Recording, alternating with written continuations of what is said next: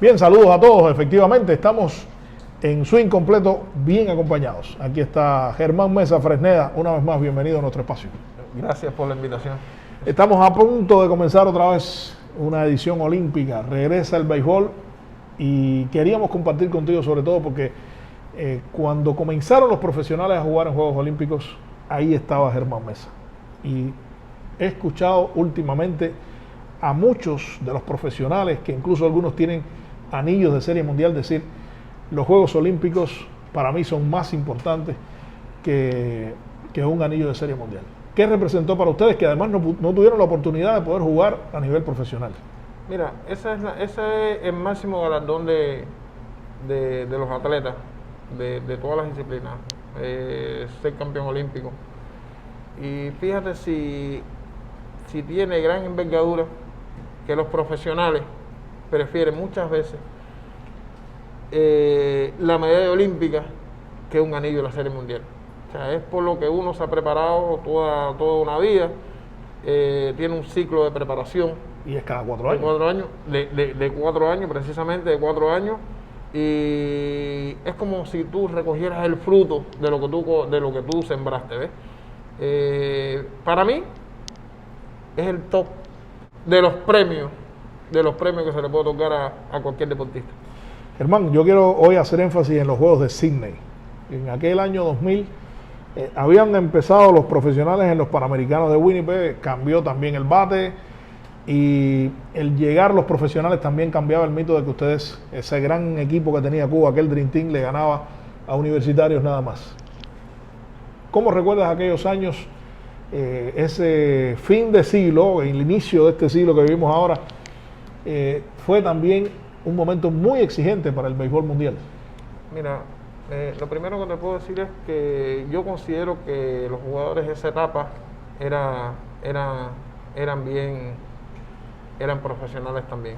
Lo que pasa es que Sydney marcó un giro, porque en Sydney comienza, yo diría que esa fue la primera gran derrota de la pelota, con aquellos equipos que tenía Cuba. De hecho, Cuba llegó a los Juegos de Sydney sin haber perdido un solo juego, ni en Barcelona ni en Atlanta. Es decir, Cuba ya invicto. Y entre las cosas que sucedieron fue la primera derrota frente a Holanda. En aquellos equipos ya comenzaban a hacerse cambios con respecto a la Serie Nacional. Y me refiero a esto porque muchos critican hoy cuando se cambia de posición a un jugador, pero ya en aquel equipo, dirigido por Servio Borges, en los Juegos Olímpicos del 2000, Joe Valdueñas, que jugaba segunda con Pineda, estaba en el jardín central. Luis Julasia jugaba en el jardín izquierdo porque estaba Germán jugando en el campo corto. Y en versiones anteriores, Vargas estaba jugando en primera. ¿Eso denota que el equipo tiene deficiencia, o tú crees que eso no tiene nada que ver con el desarrollo del béisbol de un país? Para nada.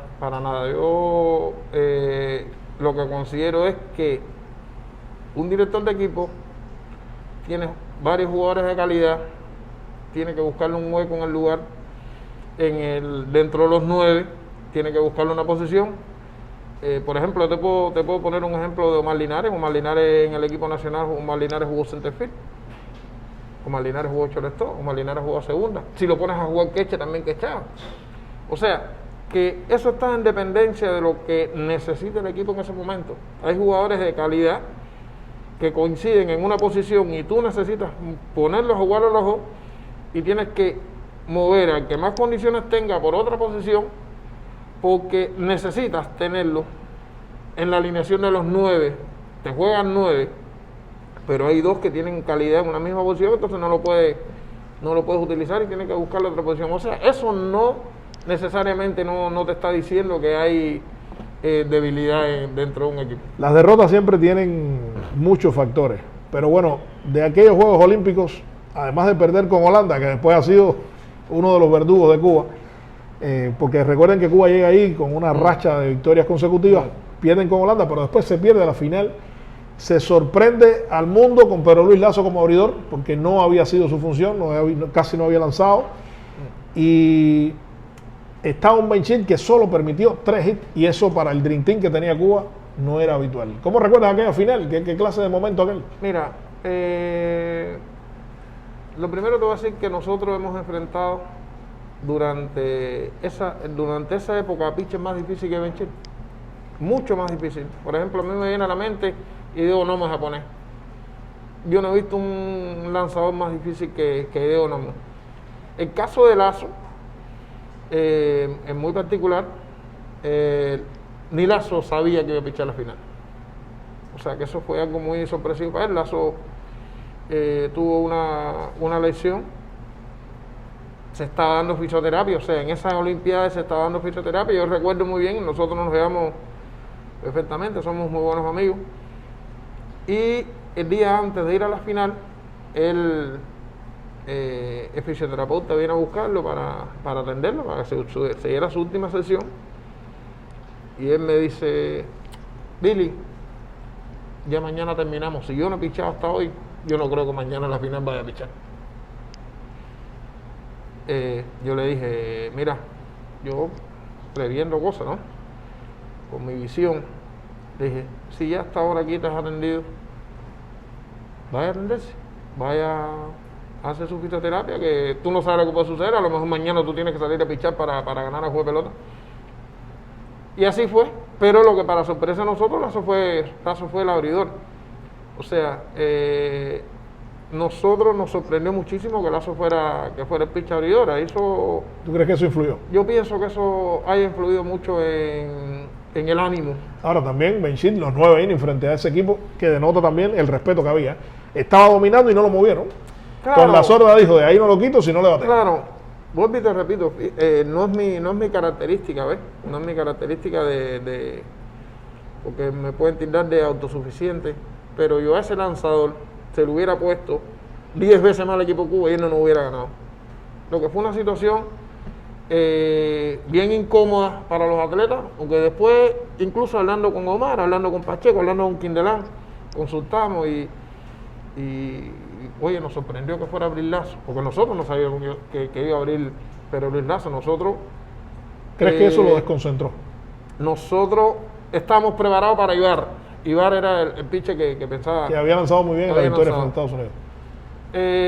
No de concentración, porque la concentración teníamos que tenerla, era una concentración previa que teníamos que tener siempre para el juego. Nosotros éramos muy profesionales en ese sentido, pero la motivación ahí nos cambió un poco. Yo sentí esa aureola ahí encima de nosotros, nos cambió un poco y vuelvo y te repito, si nos pichean 9 veces más, nosotros le ganamos. Fue el primer golpe al béisbol cubano, pero después de eso, Cuba vuelve a ganar el Mundial, Cuba tiene un segundo lugar en el Clásico, ya incluso prescindiendo de figuras como ustedes, que eran la base de aquel gran equipo. Te pregunto, ¿tú crees que eso influyó en el desarrollo de la pelota, de lo que ocurrió después, ya no solo en resultados, sino en la formación de figuras, en la atención al béisbol? ¿Tú crees que no estábamos preparados para perder los Juegos de Sydney? No, en realidad eso fue una sorpresa que el equipo Cuba perdiera en Sydney. E incluso te digo que en mis 10 y tantos años de estar en la selección nacional, esa fue mi primera derrota. Esa es mi única plata, o sea que yo me fui, por poco me voy casi invicto, ¿ves? Pero no creo que eso haya sido el inicio, como dicen muchos, de lo que pudo haber pasado después en el béisbol. Nosotros tuvimos un relevo muy bueno, que hizo el trabajo incluso hasta el 2006, hasta el Clásico del 2006 hizo el trabajo, pero bueno, las situaciones fueron cambiando y ahora estamos en el lugar que estamos, pero nos hemos ido deteriorando, fíjate, nos hemos ido deteriorando un poco, pero no ha sido la causa no es la causa de lo que estamos viviendo hoy. De lo que estamos viviendo, para nada. Voy a hacer una pausa en la conversación, porque si un equipo se ha convertido en grande en el mundo es Japón. Y por ejemplo, Germán fue uno de los técnicos que ayudó al desarrollo de Japón en su momento, después que se retiró. Pero además de Germán se dice continuamente que es una persona incómoda, es un técnico difícil. ¿Cuánto hay de cierto en todo esto? Después de la pausa, por cierto, quiero agradecer especialmente al colectivo de la Casa de la Popularidad aquí en el Parque Lenin que nos ha acogido. Así que gracias. Después de la pausa, vamos a ver qué dice Germán sobre estos temas.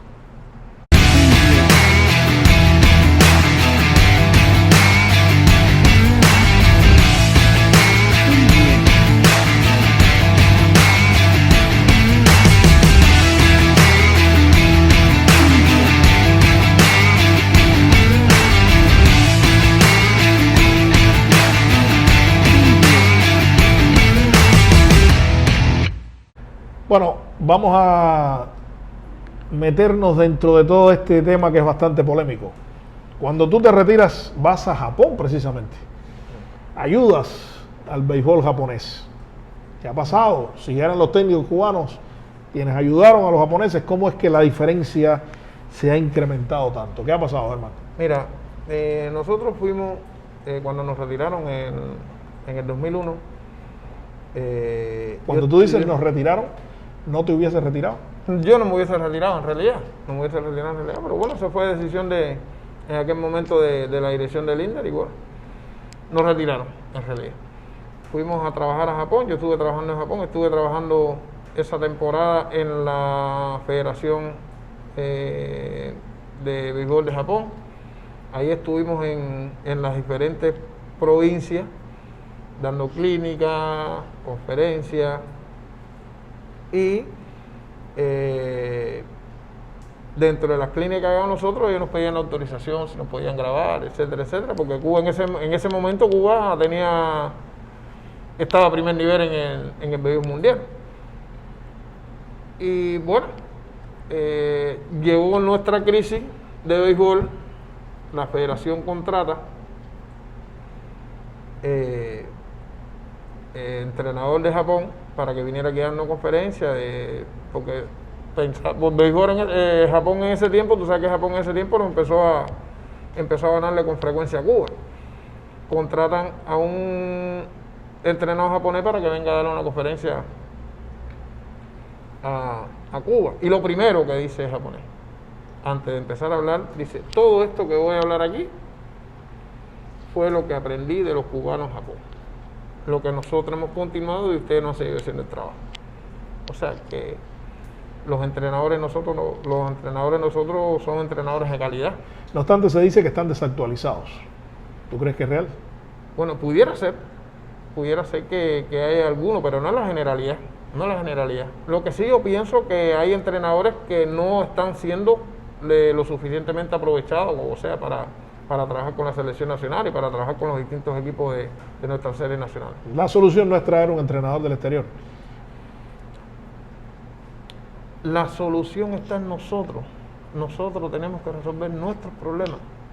Si nosotros fuimos en otro tiempo, en otra época, la solución de otros países, ¿por qué ahora nosotros tenemos que buscar la solución fuera? La solución la tenemos nosotros dentro. Incluso los que traímos de afuera dicen que ellos aprendieron de nosotros, lo que nosotros no tuvimos continuidad, y ellos sí siguieron haciendo lo que nosotros les enseñamos.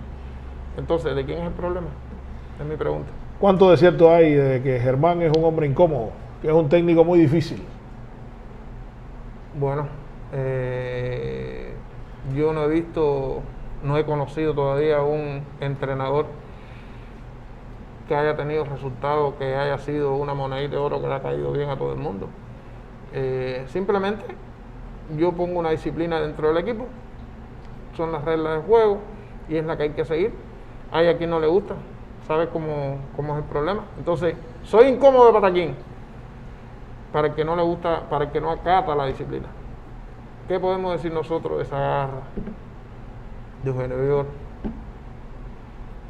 de Beitía, que han sido entrenadores exitosos en nuestro país? ¿Y cómo es la disciplina? Ellos han tenido una regla, disciplina. Sin eso no hay nada. Entonces soy incómodo por eso, porque yo llego a un lugar a imponer la disciplina y no les gusta a la gente. Entonces ya Germán es incómodo.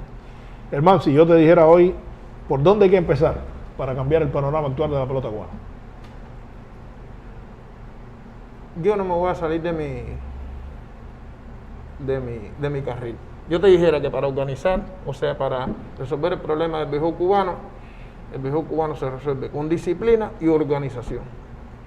Teniendo disciplina y organización, nosotros vamos a resolver el problema. El material lo tenemos, que es lo más difícil, lo tenemos. Lo que tenemos que organizarlo. No puedo dejar de, ya que estamos al inicio ya de los Juegos Olímpicos prácticamente, de preguntarte tu favorito en el béisbol de los Juegos Olímpicos. Japón. Que además los conoces bien. Japón. Para mí Japón sería el favorito de estos Juegos Olímpicos. Han armado tremendo equipo. Sí, sin duda. Son los anfitriones y van por todas. van por todas.